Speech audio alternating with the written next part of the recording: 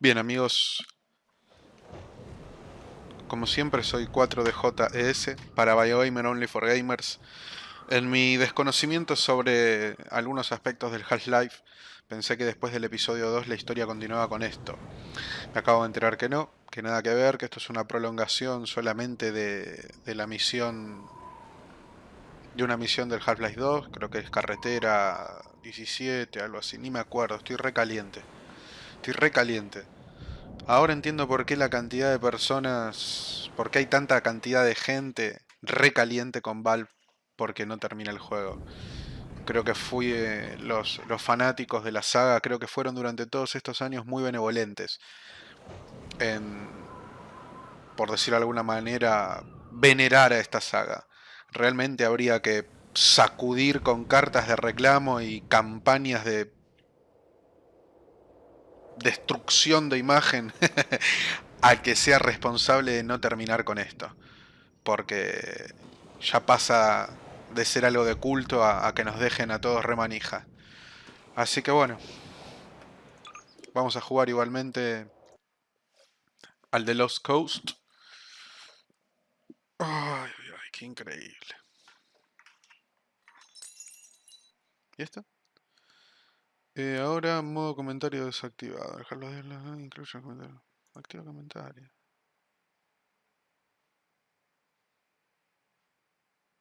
Para reproducir o detener el nodo de un comentario a punto. Ok, bla bla bla.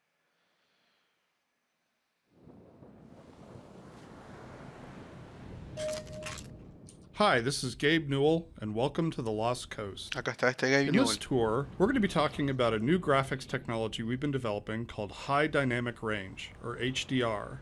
We'll also be giving you some insight into the design and production challenges we faced during the construction of the Lost Coast. First, a quick explanation of the commentary system. To listen to a commentary node, put your crosshair over the floating commentary symbol and press your use key.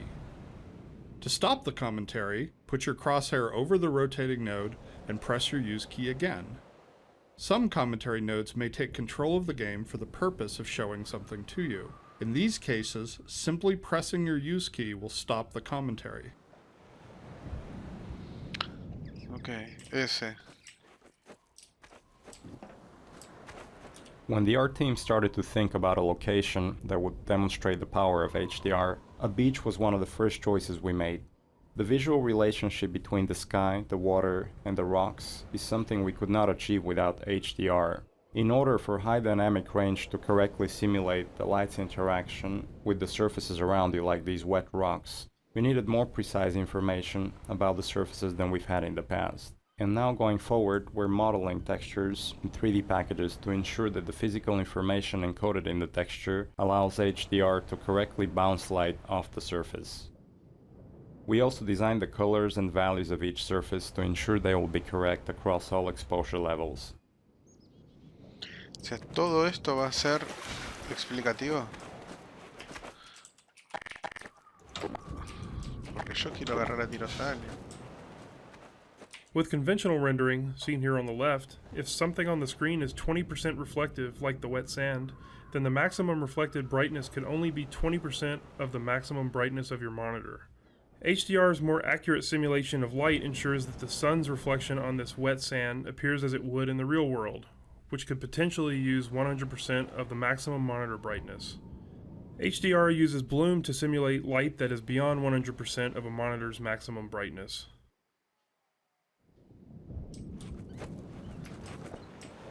The process of building characters in Half-Life 2 taught us many things.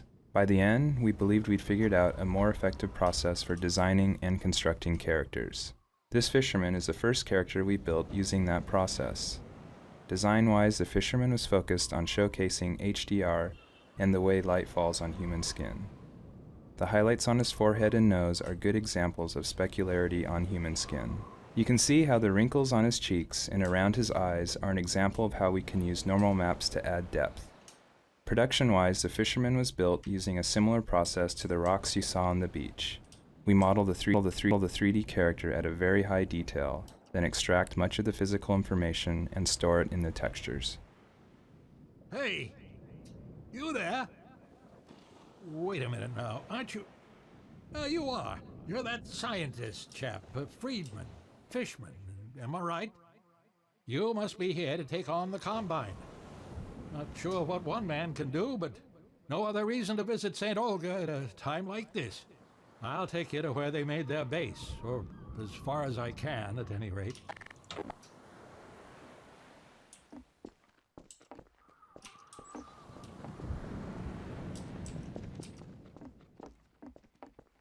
Water presents us with a lot of rendering challenges. In fact, we have to render the scene 3 times. Once for the refraction of what's under the water, once for the reflection of everything above the water, and once from the player's view. You can see the reflection and refraction scenes in the 2 small windows on screen. In the refraction, we calculate per pixel how much water you're looking through to do a volumetric underwater fog to simulate particulate matter. For our full HDR solution, we had to go through the entire engine and modify every bit of code that calculated light and color. For example, these water reflection and refraction renderings had to be improved to support the full range of contrast values.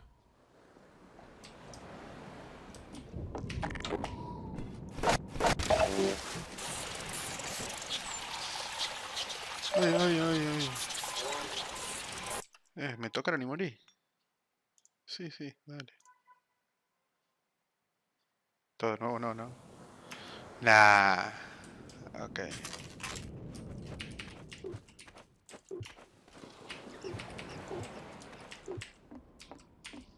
Hey! You there? Wait a minute now, aren't you? You are. You're that scientist chap, Friedman, Fishman, am I right?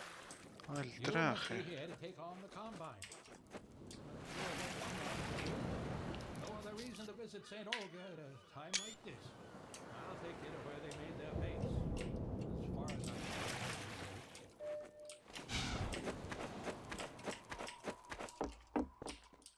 Vamos, Fishman.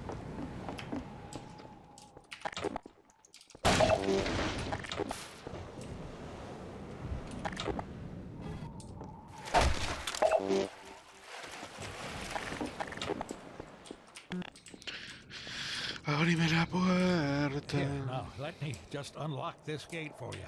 Dale, porque a pesar de ser un Got héroe the tengo mis key limitaciones. right here. Me dieron ganas de jugar al Dishonored. There we go. Me Get quedo con along tu. now, laddie. Destroy that gun and no dawdling. Ah, me quería quedar con tu arpón. Ay, ay, ay. ¿Qué onda? Get along now, laddie. Destroy that gun and no dawdling.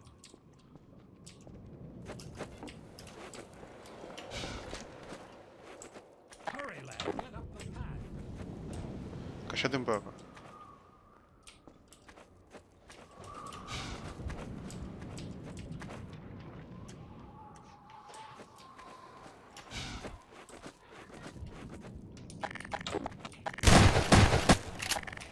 Ahora todos saben que estoy acá, ¿no? Ah, no le pegó a nada.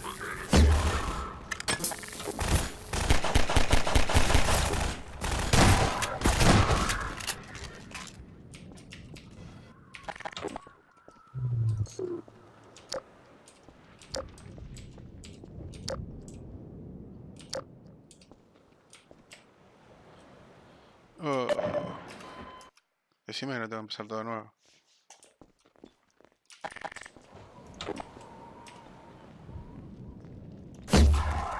En la colita.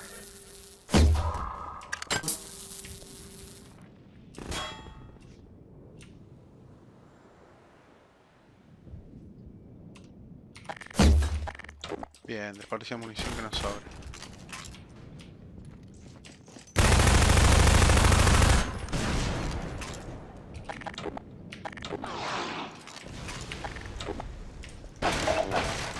¿Cómo es que no vi aquella caja? The area you're currently entering is called the Cliffside Arena. We were particularly happy with the vertical cliffside in Half-Life 1 and regretted that we didn't iterate further on that concept in Half-Life 2. Vertical space allows us to force the player to deal with threats from above and below. We find that players focus their view on the direction they're traveling, so by using a cliffside and having the player ascend it, we ensure that the player will look up and be prepared for enemies. If the player's path was to move past the bottom of the cliffside, it would be unlikely he would notice soldiers rappelling down from above. And dying from unknown threats never feels fair and certainly isn't fun.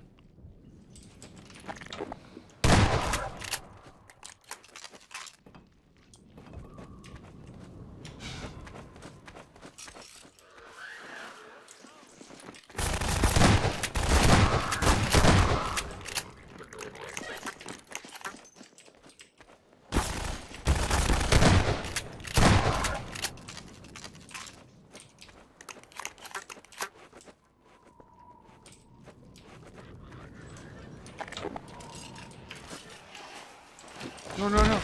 ¿Qué onda? ¡Ah! No entendí nada.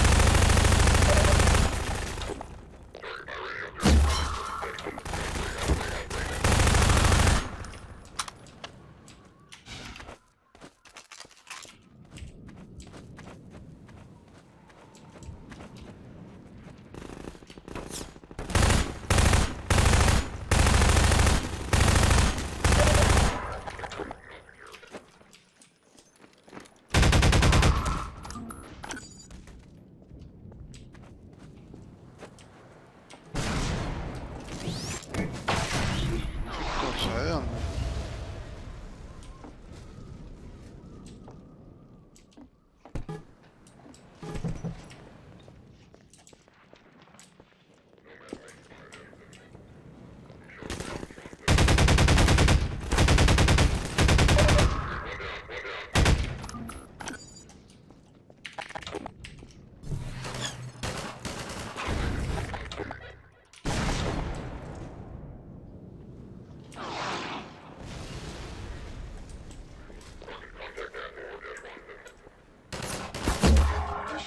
Depleted.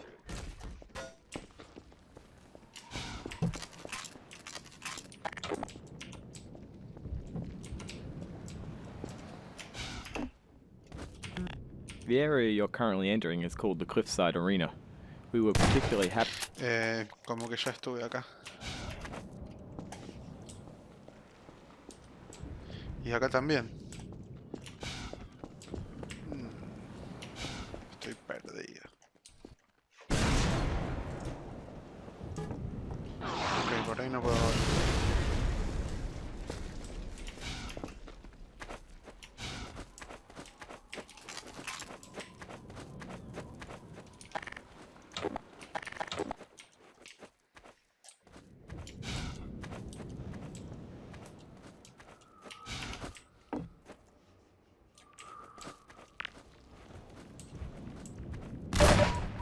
¿De dónde? Mirá, había uno con la Itaca. Esta vez te voy a atender. Vení, vení, vení, vení, vení.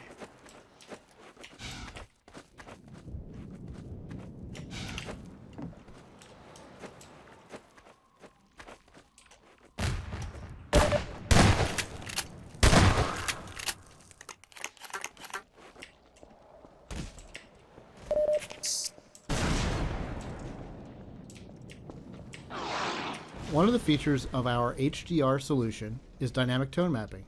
The easiest way to think about dynamic tone mapping is that it's a method of simulating the way the human eye reacts to light. In the real world, you've probably walked into a dark room and noticed your eye adjusting to the darkness, letting you see better after some time. Or you've walked out into a bright day and been blinded by the sun, only to have your eye adjust and allow you to see normally. Your iris is adjusting itself in response to the amount of light hitting your eye. Dynamic tone mapping simulates this by automatically adjusting the exposure of the scene to mimic the behavior of your iris. You can see this as the view moves from the dark tunnel to the bright sun and back again. Here, you can see the way we calculate the amount of light hitting the player's eyes. We take a snapshot of the scene, measure the brightness levels, and then use that to adjust exposure. We consider light at the center of the screen more important than at the edges, to better simulate the geometry of the eye. Bueno. Muy bien.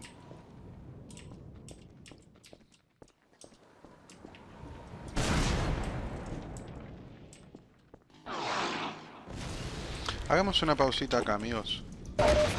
Y sigamos a partir de este lugar. Bueno, que Dios los bendiga. Seguimos explorando y aprendiendo sobre Half-Life y sobre el equipo que lo creó. Gracias.